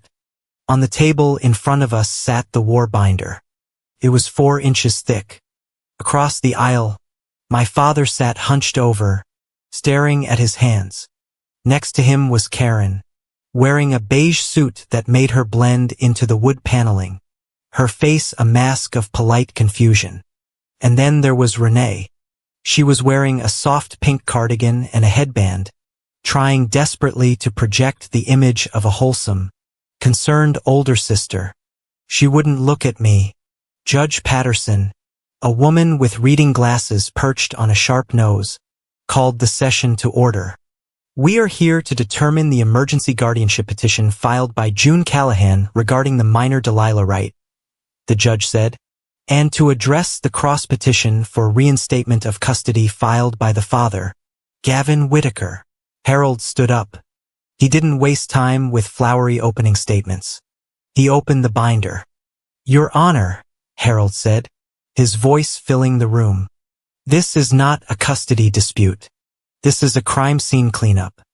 The petitioner intends to prove that the minor was ejected from her home not because of behavioral issues, but as part of a conspiracy to conceal significant financial fraud." Silas Thorne, my father's expensive lawyer, shot up. "Objection. Accusatory and irrelevant. It goes to the fitness of the guardian," Judge Patterson said, peering over her glasses. "Overruled. Proceed, Mr. Clean." The hearing began with the dry recitation of facts, but it quickly escalated when Harold called Renee Whitaker to the stand. Renee walked up to the witness box. She looked fragile. She wiped a non-existent tear from her eye before taking the oath. When Thorne questioned her, she was perfect. She spoke softly about how much she loved me, how she had tried to help me with my addiction, how scared she was when I became violent. Then it was Harold's turn. He walked to the podium holding a single piece of paper. "Ms. Whitaker," Harold began, his voice deceptively gentle. "You stated that you found drugs in Delilah's room on October 26th, and you stated that Delilah had been stealing money from your father to pay for these drugs. Is that correct?" "Yes," Renee whispered. "It was heartbreaking." "Let's talk about the stealing," Harold said. "Specifically, the withdrawal of $500 from the ATM on Main Street on October 14th. You told your father Delilah took that money." "Yes. She confessed to me." "Interesting," Harold said. He picked up a remote and pointed it at the monitor on the wall. "Exhibit C, the school attendance record." The screen flickered to life. On October 14th, at 2 o'clock in the afternoon, the exact time of the withdrawal, Delilah was in chemistry lab. "We have a sworn affidavit from her teacher." Harold looked at Renee. "Can you explain how my client managed to be in two places at once?" Renee blinked. Maybe I got the day wrong. It was a stressful time." "Maybe," Harold agreed. He clicked the remote again. Exhibit D. ATM security footage. The grainy image of the hooded figure appeared. "The person in this photo is wearing a charm bracelet," Harold said. "A Pandora bracelet with a distinctive heart clasp." "Ms. Whitaker, can you please lift your left wrist for the court?" Renee froze. She instinctively pulled her sleeve down. "Your Honor," Harold said, "I would like the record to reflect that the witness is wearing the exact piece of jewelry seen in the surveillance footage of the theft she attributed to the minor." "I borrow her clothes sometimes," Renee stammered, her voice rising an octave. "She must have stolen my bracelet." "And did she also steal your height?" Harold asked. "The withdrawal was made by someone standing 5'8" tall. Delilah is 5'4" unless she was wearing stilts in chemistry class." "Ms. Whitaker, that is you in the photo." Renee looked at Karen for help, but Karen was staring straight ahead, refusing to make eye contact. Renee was on an island and the water was rising. "I was just trying to get the money back," Renee cried out, pivoting to a new lie. "I was trying to replace what she stole before Dad found out." "By withdrawing it from his account?" Harold asked dryly. "That is an interesting way to replace funds." He dismissed her. Renee practically ran back to her seat, her face a blotchy red. Next, Harold introduced the affidavit from Blake Heron. Since Blake was incarcerated in Delaware, his statement was read into the record by the court clerk. The room went deadly silent as the clerk read the words. "Renee told me we needed to get the kid out of the house because the stepmother needed access to the trust fund. She said Karen was directing the paperwork. I watched Karen. She didn't flinch. She was good. She looked like she was listening to a story about strangers." Harold called Karen to the stand. Karen walked up with dignity. She sat down, smoothed her skirt, and looked at Harold with a polite, slightly bored expression. "Mrs. Whitaker," Harold said, "you have heard the allegations. Did you conspire to frame your stepdaughter?" "Absolutely not," Karen said, her voice steady. "I have no idea what that young man is talking about. He is a criminal trying to reduce his sentence. I have always treated Delilah as my own." "You treat her as your own," Harold repeated. "So you handle her administrative needs, her paperwork." "I try to help Gavin." "Yes. Did you help Gavin restructure the family finances 18 months ago?" "I suggested we consolidate for efficiency," Karen said. "That is hardly a crime." "No," Harold said, "but forgery is." He walked to the table and picked up the power of attorney document. "This document gives Renee Whitaker full control over Delilah's assets. It is notarized by Carl Vance. He is your cousin, is he not?" "He is a distant relative," Karen said dismissively. "I use him because he is convenient." "And the witness," Harold said. "Toby Miller, you claimed you didn't know anything about this document, that perhaps Delilah signed it herself. But we subpoenaed the records from QuickSign Mobile Notary." Harold slammed a piece of paper onto the witness stand railing. "This is an email booking confirmation," Harold said, his voice hardening.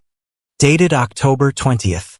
Sent from KarenV1980@gmail.com. You booked the notary. Mrs. Whitaker, you paid for the appointment with your personal credit card, and you specifically requested that the notary come to the house at 9 o'clock in the morning, a time when you knew Delilah was at school." Karen's composure cracked. Her eyes darted to the paper. "I often book things for the family. I don't remember every appointment." "You don't remember booking a notary to sign a legal document giving away a child's rights?" Harold asked. "That seems like a memorable Tuesday." "It was just in case," Karen snapped, her mask slipping. "In case she went to rehab. We needed to be able to pay the bills." "So, you admit you were planning for her to go to rehab," Harold said. 6 days before the drugs were found in her room. "That shows premeditation." "Mrs. Whitaker, I didn't say that," Karen faltered. No further questions. Then came the moment I had been dreading. My father, Gavin Whitaker, took the stand. He looked 10 years older than he had a month ago. His suit hung loosely on his frame. He looked at me, then looked away, unable to hold my gaze. Thorne, his lawyer, tried to rehabilitate him. "Mr. Whitaker, did you believe you were acting in your daughter's best interest?" "Yes," Dad said, his voice a rasp. "I thought she was in trouble. I thought I was showing her tough love." "Did you intend to permanently disinherit her?" "No," Dad said. "Never. I just wanted her to get clean." Harold stood up for cross-examination. He didn't approach the stand. He stood by me, putting a hand on my shoulder. "Mr. Whitaker," Harold said, "on the night of October 26th, did you verify any of the evidence presented to you by Renee?" Dad looked down. "No." "Did you call the school to check Delilah's grades?" "No." "Did you check the bank records yourself?" "No. Renee handles that." "So, you evicted your 15-year-old daughter into a storm based entirely on the word of a 19-year-old girl who was stealing from you." "I didn't know she was stealing," Dad whispered. "You are the head of the household," Harold said sharply. "Ignorance is not a defense for child endangerment. But let's talk about the eviction. You claim it was temporary. You claim you didn't mean to cut her off." "I didn't," Dad insisted, looking at the judge. "I swear. I just wanted her to go to her grandmother's for a while." "Then explain this," Harold said. He reached into the war binder and pulled out the blue envelope. The sound of the paper rustling was the only noise in the room. Harold walked up to the bench and handed the letter to Judge Patterson. "Your Honor," Harold said, "this is a letter written by the late Catherine Wright, the child's mother. It was entered into evidence this morning. In it, She explicitly warns that if Delilah is removed from the home under false pretenses of instability, it is likely a maneuver to trigger the liquidation clauses of the insurance trust. Judge Patterson read the letter. Her expression darkened with every line. She looked up at Karen, then at Dad. "Mr. Whitaker," the judge asked, holding up the letter, "were you aware that your late wife had structured the trust to prevent you from accessing the principal unless Delilah was declared incapacitated?" Dad looked confused. "I knew there were restrictions. Karen said we could access it if we had a medical reason." "So, you discussed accessing the money?" Harold pounced. "We had bills," Dad shouted, cracking under the pressure. "The mortgage, the credit cards." Karen said if Delilah went to a program, the trust would pay for it and we could use the household budget for the debts. It was just a loan. We were going to pay it back. The admission hung in the air. He hadn't just kicked me out for moral reasons. He had kicked me out because I was worth more to them as a troubled teen than as a straight-A student. I was an asset to be liquidated. "Oh my God!" Renee whispered from her seat. She realized what Dad had just done. He had confessed to the conspiracy. Judge Patterson slammed her gavel. The sound made everyone jump. "I have heard enough," the judge said. Her voice was ice-cold. "I am granting the petition for permanent guardianship to June Callahan, effective immediately. Mr. Whitaker, your parental rights are hereby suspended pending a full investigation." She turned her glare to Karen and Renee. "Furthermore," the judge continued, "I am severing the financial fraud aspects of this case.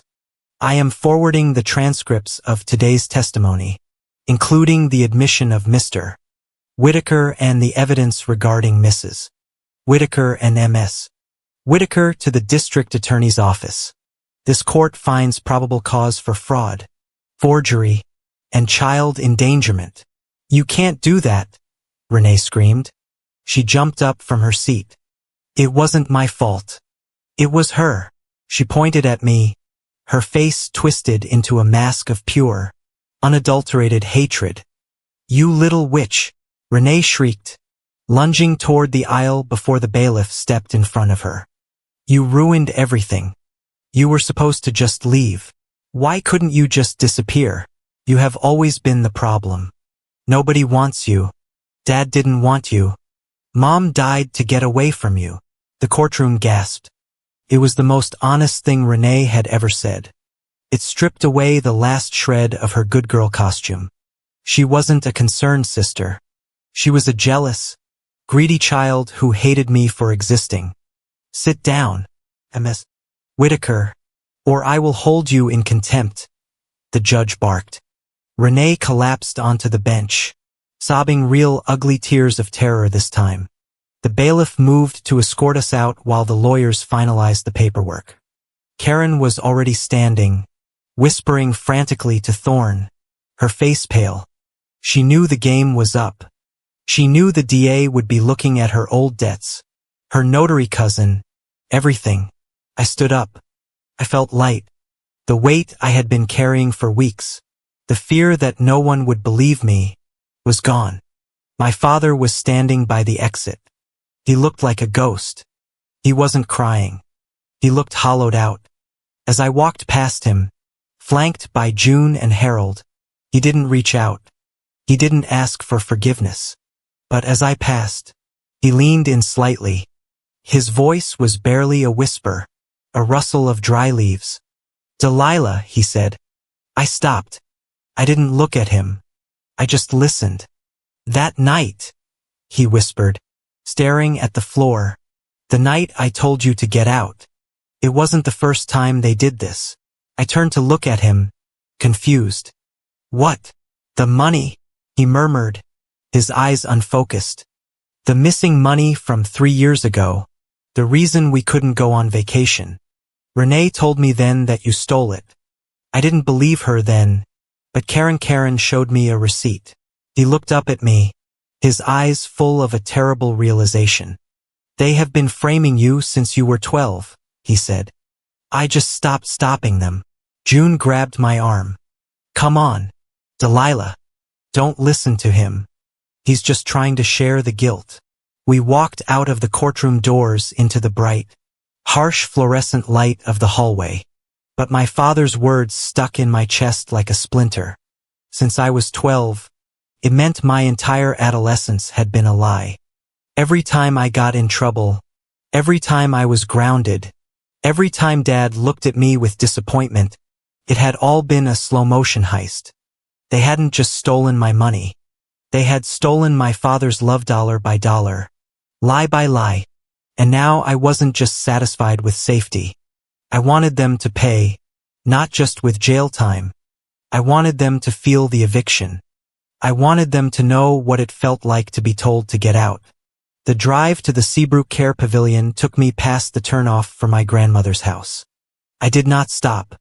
June Callahan had passed away 3 years ago, leaving me with a fully paid-for college degree, a small but comfortable inheritance, and a lifetime of lessons on how to survive a war. Her house was sold, the proceeds placed into a trust that I now managed with the same iron-fisted scrutiny she had taught me. I was 28 years old now. I drove a sensible sedan that I owned outright. I wore a tailored blazer that cost more than the stolen money my stepsister had blown on her boyfriend. I worked as a senior risk analyst for Northbridge Ledger Works, a corporate compliance firm. My job was simple. I found the rot in companies before it collapsed the building. I was very good at it. The rain was falling again. A light, steady drizzle that washed the dust off the highway signs. It felt appropriate. The story had started in the rain, and today I intended to end it in the rain. When I walked into room 304 of the care facility, the smell of antiseptic and fading flowers hit me. My father, Gavin Whitaker, was lying in the bed. He looked small. The imposing man who had blocked the doorway 13 years ago was gone, replaced by a frail figure hooked up to an oxygen monitor. He opened his eyes when I entered. Delilah, he wheezed. You came. I got your letter, I said. I didn't sit down. I stood at the foot of the bed, keeping the distance between us physical and emotional. I didn't think you would, he said. He gestured weakly to the nightstand. I have something for you. The nurse put it in the drawer. I opened the drawer and pulled out a thick manila envelope. It was heavy. What is this? I asked. It is the truth, Dad said. His voice was thin, like paper tearing. After the court hearing, after you left, I didn't divorce Karen. I know you hated me for that, but I couldn't. She threatened to expose everything, the debt, the tax evasion she had set up in my name without me knowing.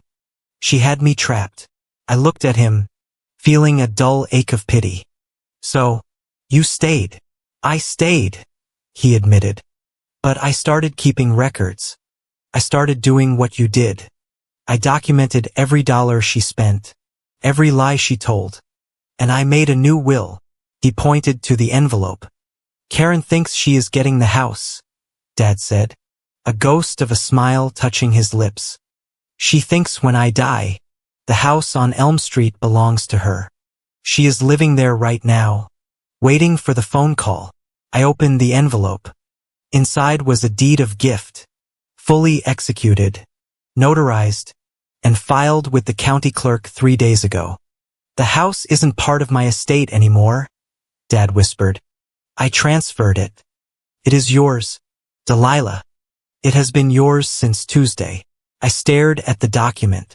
The house where I was kicked out. The house where Renee had framed me. The house that Karen had turned into her fortress. Why? I asked.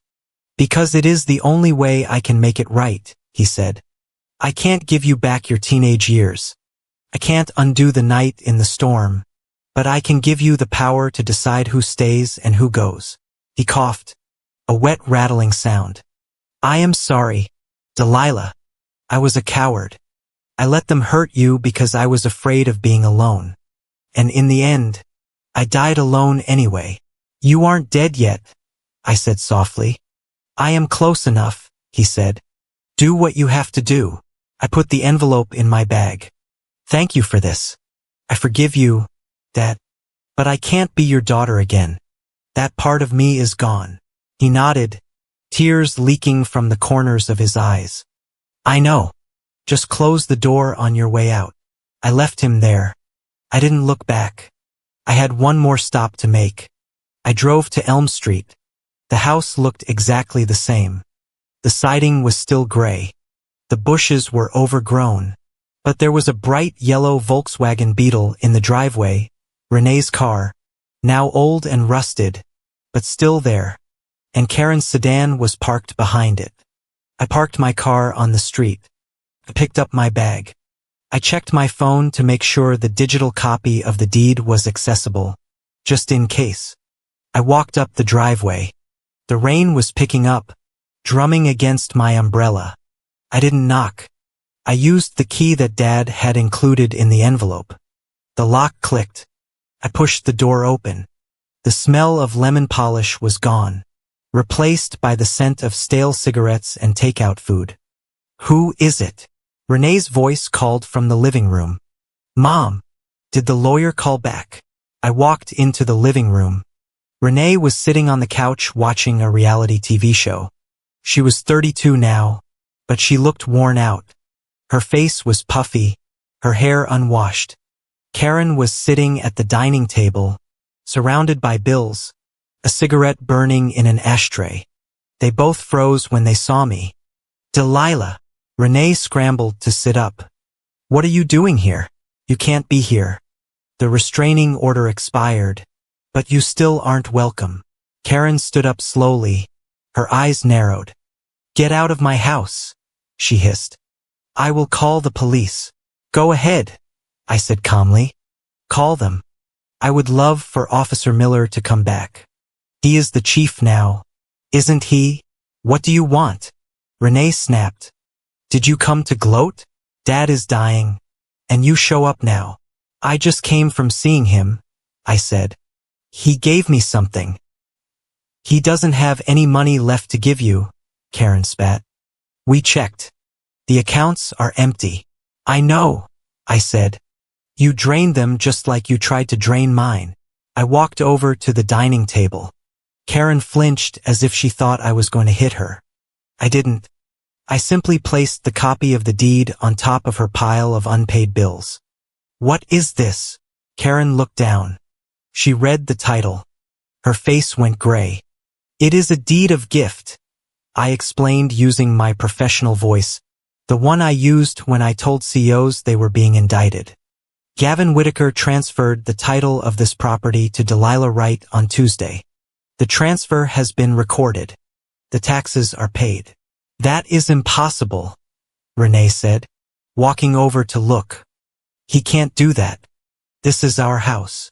Not anymore, I said. It is my house and I have zero tolerance for squatters. You can't kick us out, Karen screamed, her composure shattering.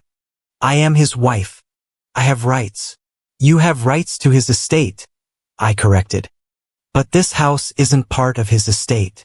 It belongs to me, and since there is no lease agreement, you are trespassing. Renee looked at me, her eyes wide with the same panic I had seen in the courtroom 13 years ago. Delilah, please, I have nowhere to go. Blake left me. I have debt. You can't just throw us on the street. Why not? I asked. It is raining. Isn't that the family tradition?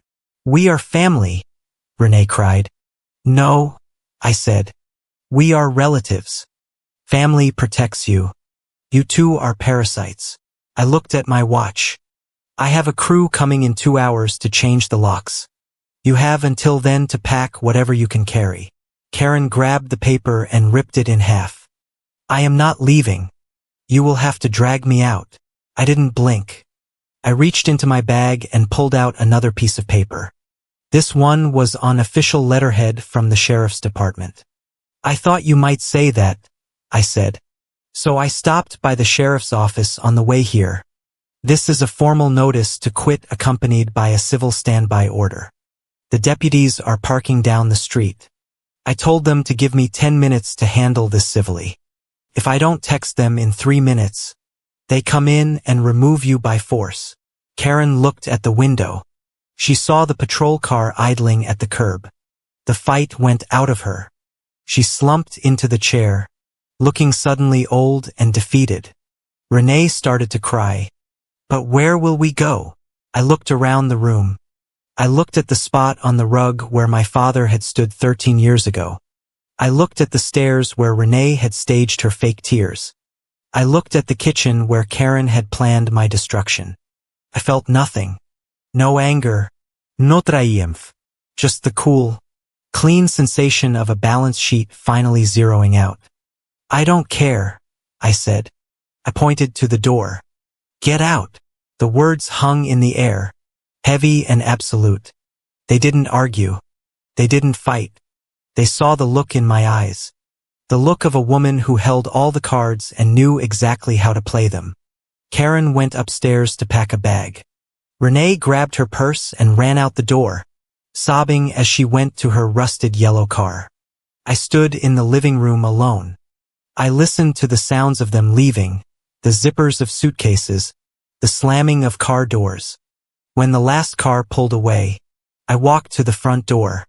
I stepped out onto the porch. The rain was falling harder now, washing the driveway clean. I took a deep breath. The air smelled fresh. It smelled like my life. I turned around and looked at the house one last time.